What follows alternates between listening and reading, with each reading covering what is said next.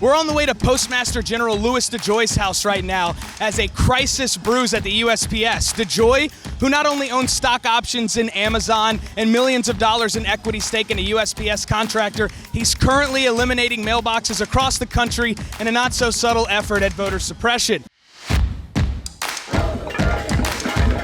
The situation is so dire at the USPS right now that if we were a South American country, we would be cooing ourselves.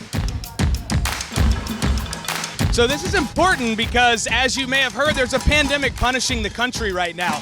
So this will probably be the largest mail-in ballot election in the history of the United States. Now, the protesters have a lot of grievances, chief among them the ability to vote by mail. Now, millions upon millions of Americans plan to vote by mail in this November's presidential election, which means that the purposeful destruction of the post office could throw the election not only to disarray, but to Donald Trump. I trust the mail because it's worked for hundreds of years.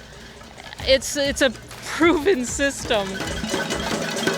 Democrats are outraged by this, but their outrage has been limited to social media. Speaker of the House Nancy Pelosi sent out a strongly worded statement on Friday night.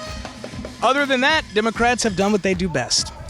Tried to go viral. I think the Democratic Party is being weak and that they need to do things that we've never seen before because the moment demands it.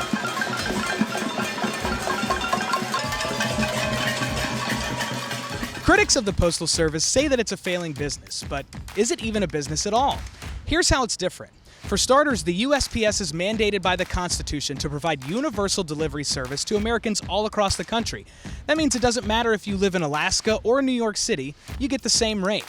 It also provides millions of working-class Americans across the country access to everything from life-saving medication to their own employee paychecks. It also employs hundreds of thousands of Americans across the country with well-paying, unionized jobs that serve as a stepladder into the middle class. So, you may think at the end of the day that mailing a piece of mail is all a bunch of Harry Potter magic. I mean, it's probably your favorite book, but just know that sending a piece of mail is hard work and a lot goes into it. So at the end of the day, this is one issue we can't mail in.